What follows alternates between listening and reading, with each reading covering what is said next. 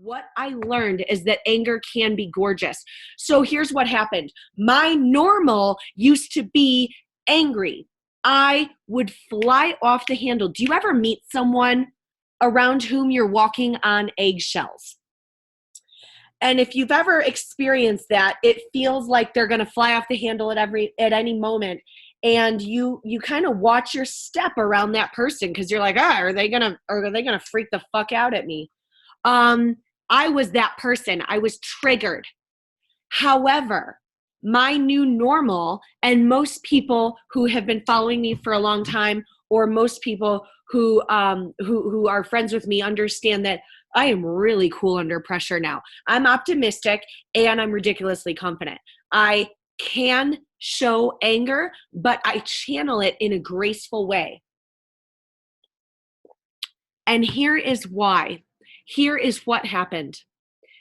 I learned in my anger that there is a simple, 5-step process that I need to take to channel my anger and make it awesome. To take something that used to sabotage me and turn it into success and growth and self-worth. So what happened is this. The first thing is I sit in silence. In the 7 Steps to Finding Your Life's Purpose module, you heard Heather and I talk about the power of silence, being, sitting still and listening to your own inner wisdom, because you have amazing inner wisdom. So the first thing I do if I feel angry, charged, or triggered is I sit in silence and I listen to my own inner wisdom. The next thing that I do when I'm angry, and this is our number 1 key to confidence module, you're going to see us talk about this. I remember that whatever triggered me is something I created. I chose this. When something triggers you, when something angers you, when someone abuses you, when someone attacks you, when someone traumatizes you, when someone talks down to you, when you don't make money, when someone doesn't pay an invoice, when someone lies to you, you chose it. You got yourself in that situation. Now that you realize that you are in control of your life, you need to also understand you're in control to change that situation. And that is how you channel your anger and your aggression into awesomeness.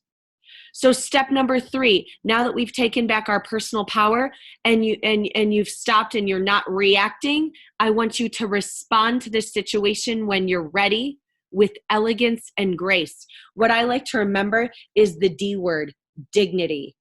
When you are angry, act in dignity. And what my dad says, because he's very angry about a lot of things. He's charged, he's political, but he says, always keep your dignity, even if, no matter what happens, Stephanie, he says, keep your dignity. And so when you're charged, when you're angry, the first thing you got to do is stop, be silent, listen to your own inner wisdom is step 2. Step 3 is take back your personal power by remembering, I chose this, I chose this, I chose this, all of it, any of it, any of it. Take responsibility so that you can take back your personal power. Number 4, respond with dignity. Even if. I was a victim of sexual assault 10 months ago, and I lost my blended family situation that I was living in. I lost a lot of, my co-parent and I are still working through some situations together. It absolutely wrecked my life. And it took months for me to work through that anger, but I kept my dignity. I chose not to gossip. I chose to be impeccable with my word. I chose not to take it personally. I chose not to assume anything about the perpetrator. I chose to have compassion for that person. I chose to believe that I chose my situation. And most importantly, even when you're really, really angry, y'all, even when someone is actually abusive or hurts you or talks down to you or lies to you or traumatizes you, remember, this is an opportunity for you to inspire others around you. And the way that a queen, the way that a lioness, the way that a boss, the way that a military general, the way that a political leader gets angry is with dignity, with power. If you can really stop and remember that your inheritance is dignity, and get anger in a way that you retain your power and your control over the situation and what you say and who you say it to, you can get angry in a beautiful way. For further reading, and you can look on our reading list, for further reading, what I would love to encourage you all to read today is 33 Strategies of War by Robert Greene. And in 33 Strategies of War, Robert Greene talks about different military generals. He talks about different political leaders, some of the most amazing, famous, influential CEOs, war generals, military professionals, what have you, in the world. And one of the biggest points that he tethers his work to is this: they got angry with control. And another beautiful analogy of how to get angry with grace, how to get angry with dignity, how to get angry with control is going to be in the philosophies of the Stoic philosophers, the Stoicism. Marcus Aurelius, for instance. If you want to read what Ryan Holiday did, a 365-day journal on Stoic meditations. So if you can channel some of your aggression like a leader, like a boss, like a confident person, I really highly recommend Ryan Holiday's 365-day Stoicism journal, and I recommend Robert Greene's 33 Strategies of War. I believe it's the second chapter. He talks entirely about confidence.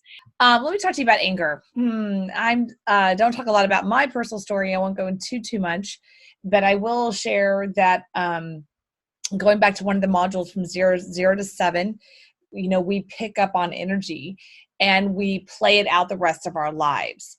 And so there have been many times in my life and I've been very angry, and I have hurt relationships over that. Not by hitting or anything, but just screaming, upset, and been called I have a temper. I know that. And in fact, but here's what's interesting is my father infused it in me at a very young age. He said he said to me one day when I was in my teens, you're not going to be successful because you have a temper. But then he told this story about how another man said that to him. So sometimes I wonder, was that ingrained in me, or is that, my father definitely has a temper. He was abusive. He threw me up against a wall in my 20s because I talked back to him. And definitely have a wit to me that has come from years of feeling like I had to protect myself. And a lot of that comes from an experience of feeling like I'm a lioness out there all alone without a lion. I don't have a brother. I don't have a dad to protect me. My father never protected me, ever. He always threw me to the wolves along with my sister. My mother never remarried, and I don't have a husband. And I think that sometimes women in general, will stand behind their man versus dealing with hard conversations or hard anything. I mean, down to taking their car to get it serviced. They're like, oh, well, that's the man's job. Or having a difficult conversation, they'll just become passive aggressive and they'll go internal and they won't deal with it.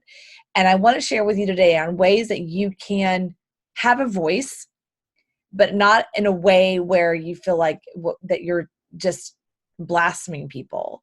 Because having a voice means being responsible for your voice. Having a voice means saying to people, it's not okay what you did, but not just getting in their face. There are people out there that get in people's faces you don't get it. That's not being powerful. That's not taking your anger and using it, but stating something, what you want, or stating that is not okay, it can be very challenging. Because in my experience, specifically with men and women too, is that people will punish another person for speaking up. And I've had this happen many times. And just recently I've had a situation where an advisor of mine talked to me in a tone where, because I'm a female and I'm younger and he's older and he's a male, whatever, I said, well, I'm going to go do this conference on this subject matter. And he's like, oh, you shouldn't do that. He never really asked me why I was doing it, or that's in alignment with my own alignment. He just barked at me because he's older and he knows. And I had to recently text him, that's not okay with me that you talk to me that way. You're not my father and you're not my husband, and I could go choose to do that what you want. And like, I didn't ask for your advice. And it's interesting because at first I was really angry. You didn't say anything. Of course, I had to wait a couple days to process it. And then coming out and saying that is not okay with me, there was a fear because he's an advisor, a professional advisor of mine. And there's a fear like I might lose him as an advisor, and he's really good.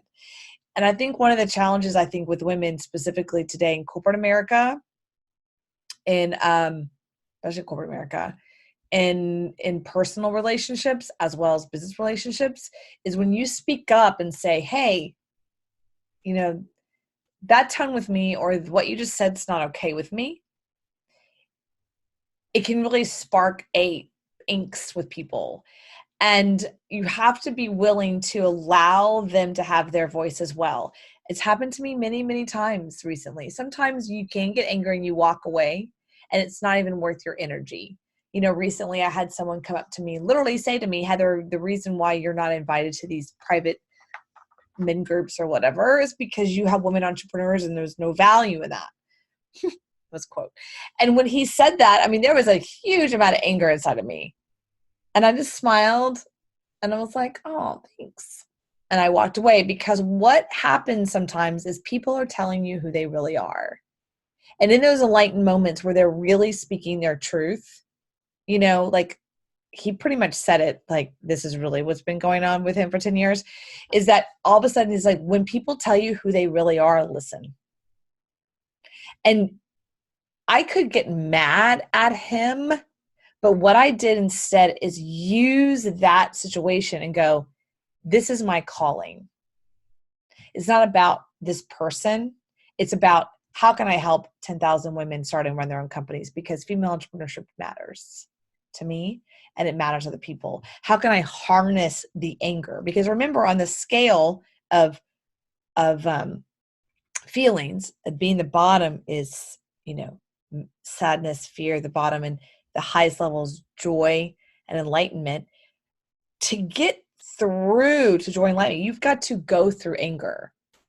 Part of the grieving process is anger. And so many people see the different energy, the different feelings that go up the scale, and they want to skip some. They want to skip anger. They get to anger and it scares them, or they get to anger and they're not allowed. I know for myself, I was punished for being angry. If I ever had a voice in my house, like, no, that's not okay with me.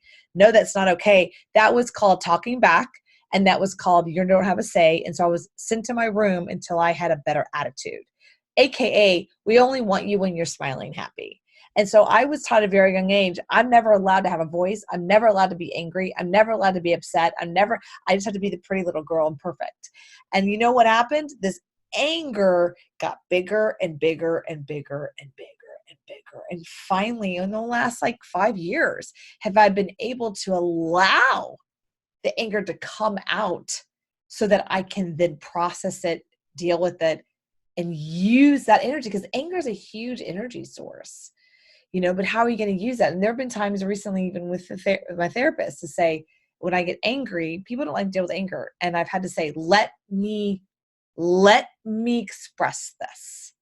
Let me express this so that I can move through it. And they've given me space to do that. I think one of the biggest challenges with anger with women, I think it's one of the reasons why you see a lot of women carry their weight in their tummy. That's actually, in many ways, of course, if you eat bad, but in many ways, that's a way the body holds anger, is in the stomach, is in that whole area. And I always see women who are really overweight, and I want to say, God, that's just anger, not being able to be released because they were never given permission. It's okay. And they have every right to be angry. And it's okay to be angry. It truly is okay, right? Throwing someone against the wall is not okay. How you release the anger and deal with it's not is in the art of that.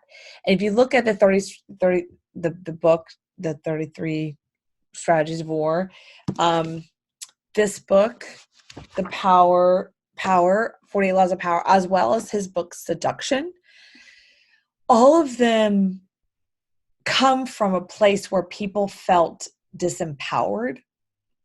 They felt they were at a loss of control. If you can harness that and remove that and come more into a place of confidence within yourself, when someone comes at you and attacks you, like that person said to me, Heather, you have no value because you help women. I mean, honestly, 2 years ago, I probably would have punched him. But instead, I just smiled and thought to myself, wow, thank you so much for sharing with me who you really are. And I'm going to walk out with full dignity, because people remember how you exit. They remember how you exit and not how you came in. They remember how you exit the door, not how you came into the door. That's why people are divorced. They remember all the negative stuff about the other person when they left, but they don't remember their wedding day. They don't remember the day they met. They don't remember their wedding day and the glorious day that they had, right? They remember the ending and how he or she left or whatever the drama was. You know, they focus on that piece because it's easier for them than to focus on the brilliance of the relationship or when it was great. And so I just want to share with you, anger for me has been something I've had to deal with. I've had to give myself permission to be angry. I've had to give myself permission to have a voice. I've had to give myself permission to potentially lose friends or family or people in my life, because my choice to say this is not okay was more important to me than just stuffing it away and saying it's not okay with me how you said that. It's not okay with me that you treated me that way. It's not okay, and I'm going to do something about it, because ultimately we are fully responsible, right? We are fully responsible, but that also means we're fully responsible to say, hey, that's not okay. I don't agree with that. And I can't tell you how many times in my life I have not said that. And I have many years of what would you call it? I guess in the work, the Me Too movement, sexual harassment. Oh my gosh. I mean, a lot of years, because I was traveling the country with all men, and I was an independent contractor, and I didn't have a big company behind me. And there were guys who'd say, hey, let's have dinner or let's have lunch or whatever, because I want to work with you or something, was usually the thing. And I would sit down and I'm like thinking we're talking business because I'm a businesswoman. And they would just, hand over their hotel key and be like, room 503. And I would say, well, what's that for? And they'd be like, well, if you want that deal, got that a lot. And no one taught me how to deal with that. There was no course on this. I had to learn to say, that's not okay with me, in a loving way and also a stern way, so they get that they can't do that. And I lost deals over it. I lost business deals over it all the time. But my own personal value was more important than that deal. And I think that's one of the challenges I think women are going through right now with the Me Too movement. I understand that, is that they are angry. And you know what? You have every right to be angry. Now, let's use that energy and build something.